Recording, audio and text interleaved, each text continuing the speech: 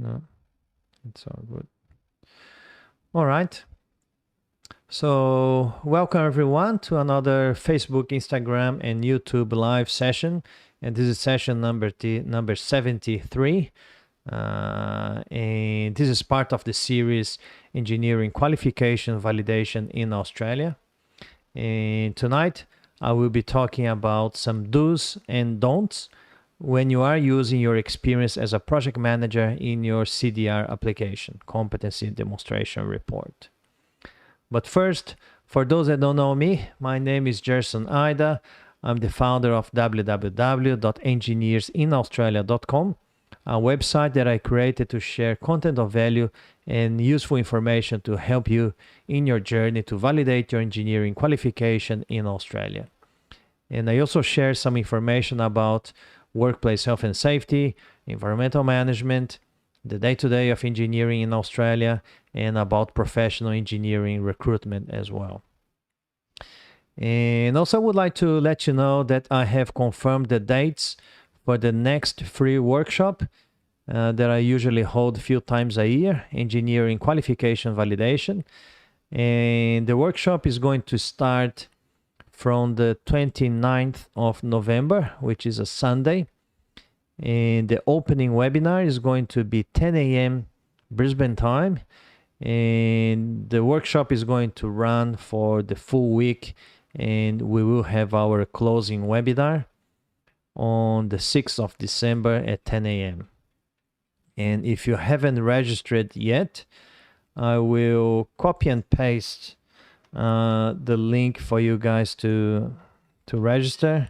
So I copy and pasted the link in Facebook. Just going to copy and paste the link in YouTube. And if you're watching me in Instagram, you can go to my bio. There is a link there, linktree/JersonIda. When you click on that link, the first button is the button for you to register to the free workshop. And in this workshop, for the full week, I will be sharing a lot of information. I will be sending almost 1 hour and a half of video contents to your email. So it's really, really important that when you submit your registration, that you check your email to see if you received the confirmation email, and also to save my name and my email address in your contacts. So you will receive the emails. They're not really going to the junk mailbox. And I don't know if you are part of my Telegram group, but last weekend, when I spoke about some of the reasons why Engineers Australia may reject your application, I prepared a PDF of this live session, and I posted in the Telegram group. The only catch is that that PDF is protected by a password, and I will be revealing the password during the live session. And obviously, those ones that do not watch the live session will not know the password, and therefore they will not be able to open the PDF. And tonight I'm going to do the same. So pretty much about in the middle towards the end of this live session, I will put a post in my Instagram account, and then I would like you to make some comments and mark somebody. Depending on how many people will be commenting and marking somebody, I will then post the PDF in the Telegram group. If you are not really part of my Telegram group, you can actually register and join the group. I will put if you haven't joined yet, I will paste the link in Facebook. And also I'm pasting the link in YouTube. And if you're watching in Instagram, you also can go to the link in my bio. And then there is a button that you can join the Telegram group, Engineering Qualification Validation. And that's very easy. You just need to download the Telegram app first. I'm probably going to write here in Facebook, Telegram app. And also here in YouTube, Telegram app. So you just need to download the app first. And once you downloaded the app, you can then click on the link and then you can join the group. And I've got already about, I think 700 and 700, I'll just double check here. I got about 762 members in the group. So you got to remember that when you want to go further, it's always good to not go alone, to have company. And the group is to kind of create this sense of community. All right, so we'll start with the content. And I'm really happy to be here to share my experiences in this important topic, where I have received many questions from engineers that about what could be used and what could not be used in the career episodes when it comes to project management experiences. And as I put in the live session kind of a thumbnail, the do's and don'ts about using or not your project management experience. And if you have any question, please send me in the comments. I'll be more than happy to, in about 5 or 10 minutes, to just check the comments. And if you have any particular question about your experience as a project manager, if you can or cannot use that in your career episodes, put in the comments and I'll be more than happy to talk about it. So the first topic that I put in the event description was how much experience should I use? Obviously, we're talking about project management experience. It's important to say that there are some project management experiences that are very relevant to be used in your career episodes. And a little bit later on, I will be talking about some of the competencies that you can use your project management experiences. But it's important for you to know that there are very relevant experiences that you can use in your career episode. But also, you need to keep in mind that there are specific competencies and majority of the competencies and experiences, you will have to use your engineering experience. And one statement that usually I remember from my times of the interviews with Engineers Australia was that the national assessor was usually saying to the candidates, we are here to assess your engineering skills, capabilities, and competencies. We are not here to assess your project management skills, capabilities, and competencies. If you want to be assessed under your project management capabilities, Engineers Australia is not the right place for you to do it. So that sends a very clear message that you got to be careful how much project management experience you will be exploring in your career episode. But on the other hand, there's certainly a lot of project management experiences that you can use in your career episode. And when you're using the project management experiences, you should remember that they also should be complex in nature. So I'm probably going to give some examples for you.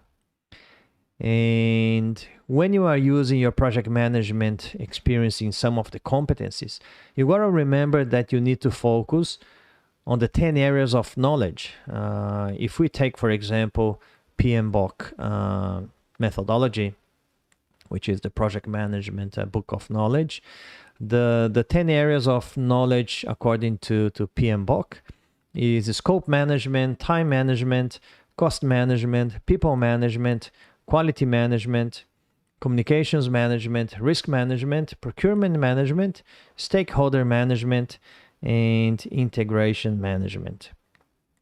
So got to remember that when you are going to use your project management experience, you need to make sure that you cover those areas there. So how much experience should I use? You just probably need to use your project management experience in the competencies that you can actually address, and those competencies that Engineers Australia pretty much allows you to use project management experience. Engineers Australia, obviously, they know that the life of an engineer is not just purely engineering tasks or engineering activities. There are some management and there are some project management experiences and activities that is part of the life of an engineer.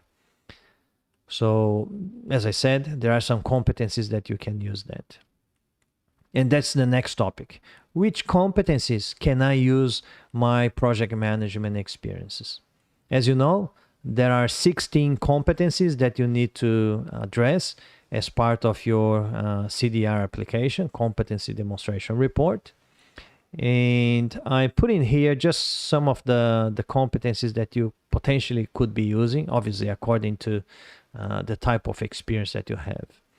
The first competency that you could be using is PE 2.2, which talks about fluent application of engineering techniques, tools, and resources. Project management tools and resources, they are some sort of engineering technique as well. And there are many tools, project management tools and techniques that are related to engineering. So you can use under PE 2.2.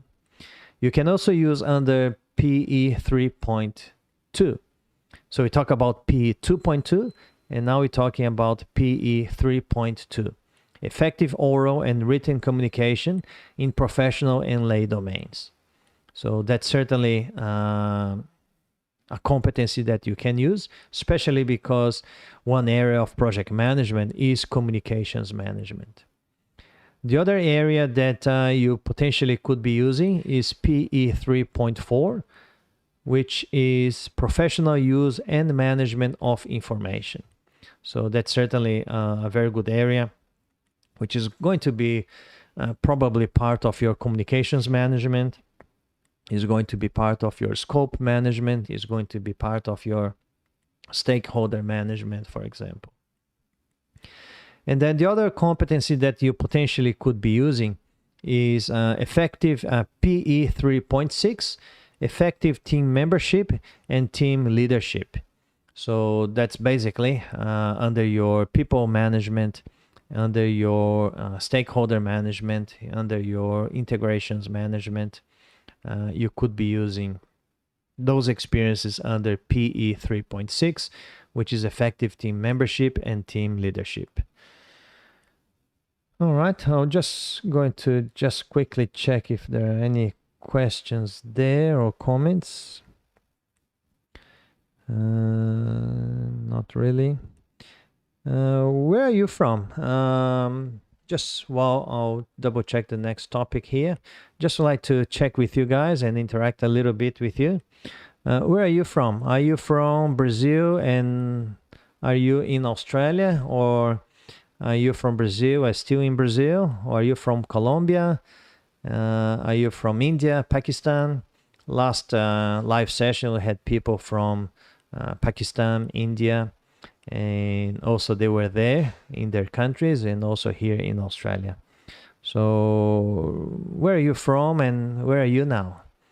So, and if you can perhaps let me know what type of engineer are you? Are you a civil engineer?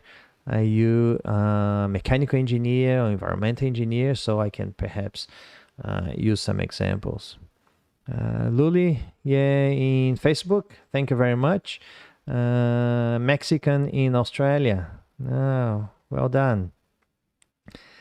And let's see here. And are you, I think we caught up last weekend, I think. So what sort of engineer are you? Sorry, but I have a very bad memory. All right. So the other topic that I put in the description was about the whole episode. Should I, or could I, or should I write the whole episode using my project management experience? That's certainly another very good question. So you just got to remember again that you have 16 competencies to be addressed. Engineers Australia, as part of your competency demonstration report, requires you to address and demonstrate 16 competencies. And I'm afraid to say that majority of the 16 competencies, they are very technical and they are very engineering based. So again, most of those 16 competencies, they are technical and require deep engineering application. So what happens if you write a whole career episode just using a project management experience? So if we go back to the 10 areas of project management, again, scope, time, cost, people, quality, communication, risk, procurement, stakeholder integration. They are all management. Some of them potentially could be a little bit more technical. For example, scope. When you are defining the scope of a design that you did, for example, it could be that the project that you managed was a design project. So obviously the scope management in your project management could be part of your scope definition, even project briefs for the design. So you could potentially be using some of that experience. But remember that majority of the competencies are very technical and you will need a lot of the deep engineering knowledge. So what happens if you purely use the whole career episode using your project management experiences? So it's going to be very likely that you will not be able to address the 16 competencies required by Engineers Australia. I've got Ferris in YouTube. He's a Brazilian mechatronics engineer in Adelaide. Yeah, welcome, Ferris, and thanks for subscribing to my channel. And that's a good reminder, if you haven't subscribed to my YouTube channel, if you like the content, please consider subscribing to my channel and hit the like button, because YouTube has an algorithm, and when you hit the like button and when you subscribe to my channel, it delivers the content to more people that potentially could be benefited with the content. And in my YouTube channel, I've got more than 150 videos where I talk about the validation process, talk about recruitment, I talk about workplace health and safety, and etc.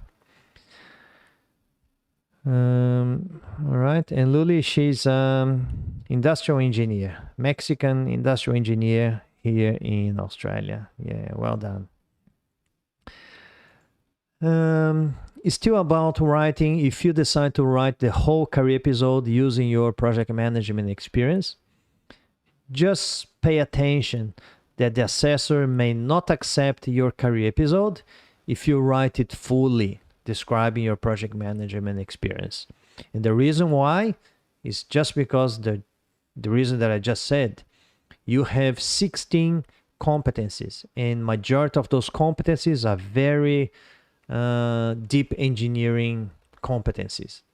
And unfortunately, when you just describe your project management experience, you probably not going to be able to demonstrate all the 16 competencies. And if you, for some whatever reason, are not able to demonstrate the 16 competencies, the assessor most likely will not accept your career episode, and either will ask you to rewrite your career episode demonstrating engineering competencies, or he or she may not approve your application. The other topic that I mentioned was, can I write 3 career episodes with project management experience? And that's another good question. And I've seen many applicants applying the 3 career episodes using project management experience. And why is that? Because depends on your country that you come from. It's very common that once you graduate, you ended up becoming a project manager. You ended up becoming a construction manager, for example, or a manufacturing manager. And that's very common. And if that happens soon after you graduated, you leave university, and then you get a job as a project manager, how often a project manager will be doing design? How often a project manager will be doing calculations? Analysis, obviously, project managers will be doing a lot of analysis, but you got to think about how often a project manager will be doing design, calculations, putting together new manufacturing systems or processes, etc. So it's probably not going to be very likely. So, and that's the reason why some people, they write the 3 career episodes using project management experience, because unfortunately they didn't have other experience. They didn't have, or they were not exposed to other experience rather than the project management experience. In this case, what should you do? If you say, Gerson, sorry, but I just have project management experience after I graduated. So you got to remember that for you to be able to validate your qualification, you don't need to use work experience. If your work experience is not using engineering skills and competencies, etc., you can always go back to your university assignments and your university assessments and university projects and write your career episodes based on the university experience, your academic engineering experience. So Engineers Australia does not require work experience.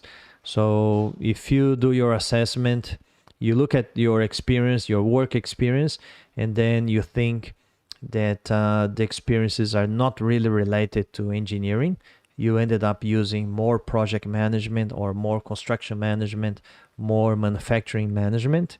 Perhaps a better idea is for you to go back to your academic experience and use those experience as part of your career episode. And as I said, I've seen some applicants applying the 3 career episodes using project management experience, and Engineers Australia did not accept all episodes. They might accept one, depending obviously how much engineering skills and competencies you ended up using when you were managing a project. But it's very unlikely that they're going to approve the 3 career episodes. And as I said in the very beginning, Engineers Australia is there to assess your engineering capabilities and skills. They are not there to assess your project management capabilities and skills. All right, so what I'm going to do now, I'm going to take a picture of my screen, and then I'm going to post in my Instagram. And I would like to see some comments so I can then prepare the PDF of this live session, and I'm going to put in my Telegram. So where's my camera there? So I'm going to actually take a picture of my computer. I'm going to take a photo. Yeah. So of my computer. Hello. And then I'm going to post in my Instagram. And I would like to see some comments, and also in the comments, if you can put what was some of the learnings, or what was one learning that you had in this live session. And if I have few comments, I'm going then to put the PDF in the Telegram group. And you could be asking, oh, Jerson, but I'm not part of your Telegram group. How do I get access to the PDF? So I'm just going to put what was one learning from the live session, and also mark another engineer to share this content. The PDF will be in my Telegram group, and the password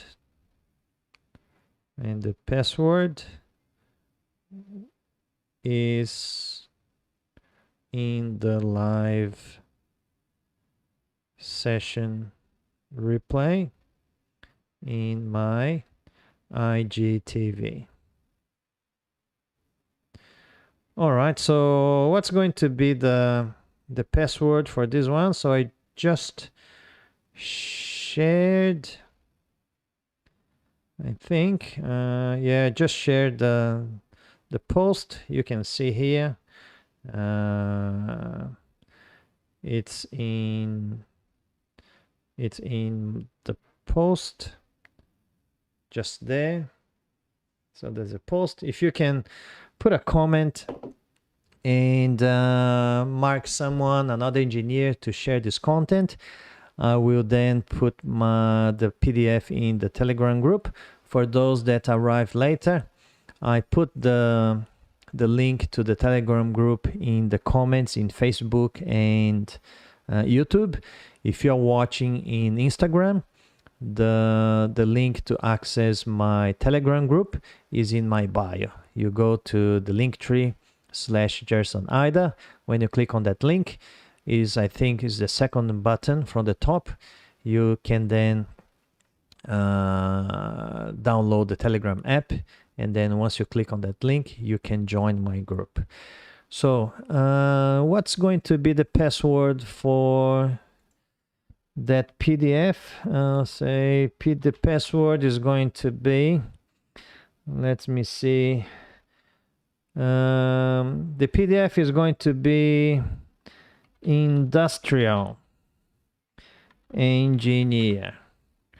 So industrial engineer, all in small fonts, industrial engineer. So that's going to be the password for the PDF. I will show, how can I show that? I'm not going to write in the comments, but well, I can write in the comments and then I can delete. So industrial engineer,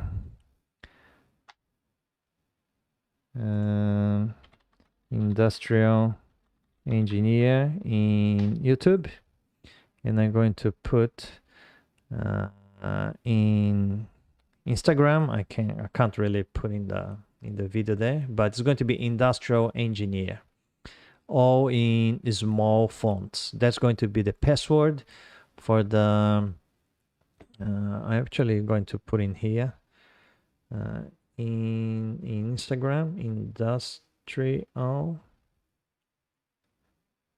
engineer,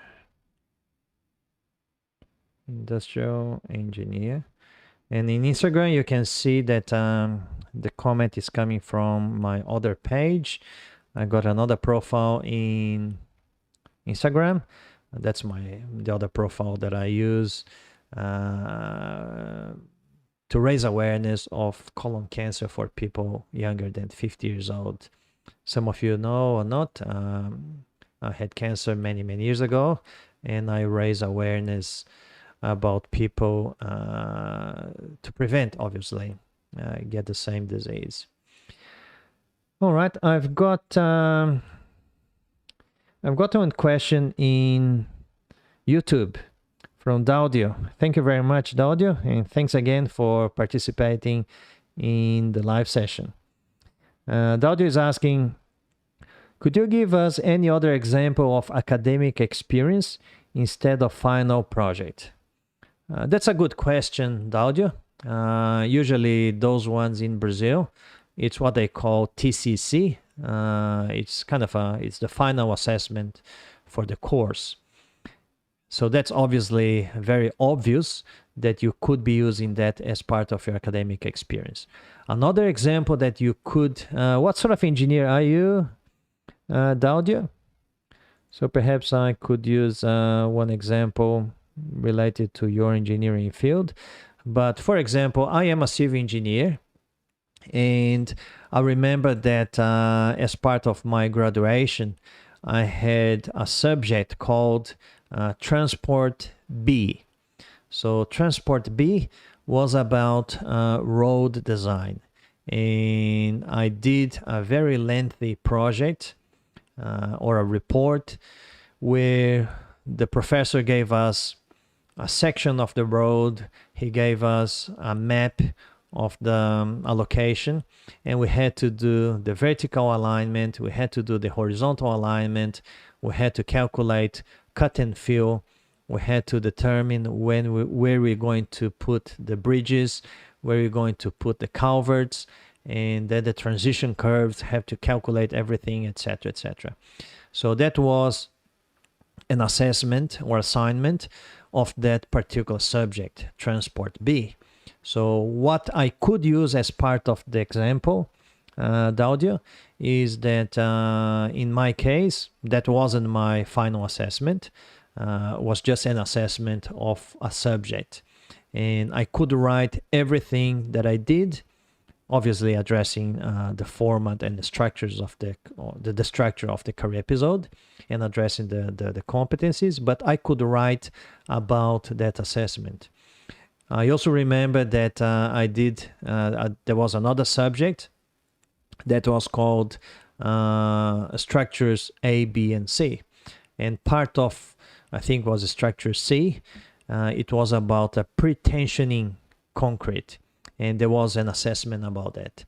So I did a report about and calculated pre-tensioning of a concrete girder or concrete beam. And I could write that report. And you're saying that you're a mechanical engineer. Well, a mechanical engineer, perhaps, I don't know, thermodynamics, probably it's one subject.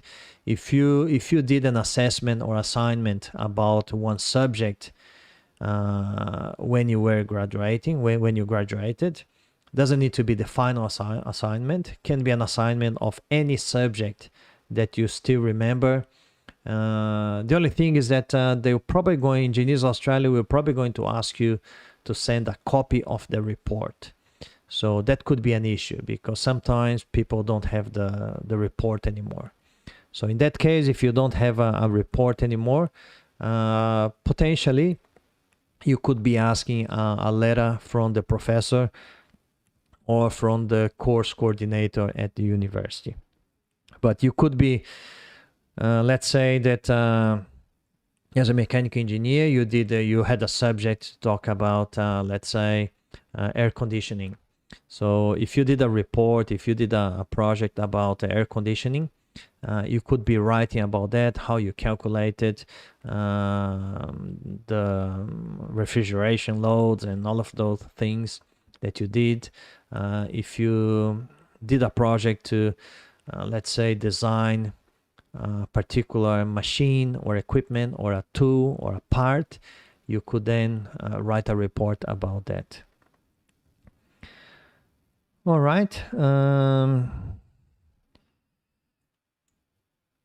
There's another question from Ferris saying, do I need to demonstrate the 16 competencies at each of the 3 career episodes, or the competencies can be split between them? Yeah, the booklet is not very clear, but the experiences that I said, the experiences that I've seen is that, yes, it's probably a very good idea that you need to demonstrate the 16 competencies in each career episode. It increases and improves your chances to be approved. If you write 3 career episodes, and let's say that there is one particular competency that you just write in career episode number 3, for example. So career episodes number 1 and 2, let's assume that you didn't write about those competencies in career episode number 1 and 2. You just wrote in career episode number 3. So what happens? What happens is that you reduces your chance for that competency to be approved. So because you can think that your experience is enough to demonstrate that competency, but the Engineers Australia assessor may have a different point of view, may have a different interpretation. And then you run the risk of the Engineers Australia assessor, he or she, perhaps he or she doesn't like that experience and does not approve, does not accept that experience in that competency, in that career episode. And because you didn't write in career episodes number 1 and 2, then you ended up with no demonstration of competency because you just wrote in one career episode, and that one there, the Engineers Australia assessor did not approve. So I strongly encourage you guys to write and address all the 16 competencies in each of the career episodes. And I certainly talk about that in the workshop. Again, I would like to just let you reinforce that I confirm the free workshop online. It's going to be online, 100% online and 100% free. The opening webinar is going to be on the 29th of November at 10 a.m. It's going to be using the Zoom meeting platform. With this pandemic, Zoom became very popular. I've been using Zoom since last year. So it's very important that you register to the workshop. Once you register to the workshop, and the link to register I left in the comments in Facebook and YouTube and Instagram. You can go to my bio and then click on the link and you can register there. Very important that all my videos and the link to the webinar is going to be sent by email. So you got to make sure that you save my email address and my name in your contacts so it doesn't really go to the junk mailbox. Just so you know, I've got a lot of people in my mailing list. I've got more than 1,500 people in my mailing list. And not everybody gets the email because perhaps I sent them an email, but because it goes to the junk mailbox, they never see the email. If you save as a contact and as a favorite, it increases the chance for you to get my emails. I also going to put in my Telegram. So that's why it's very important for you to be part of my group in Telegram and also turn on the notifications so you know when I'm sending the videos and when I'm sending the link to the webinars. All right. What else I've got today? Just going to check if I have any other question. No, I'm going to check how the post is going in Instagram. Don't forget to make a comment and mark somebody in the last post that I did in my Instagram. And so I can put in the PDF in the Telegram group. All right. Don't really have any other questions. So I would like to thank you guys very much for your participation. And I will see you next Sunday, 8:30 p.m. Brisbane time, to talk about another topic about the validation process or about job recruitment. Thank you very much. And I'll see you then.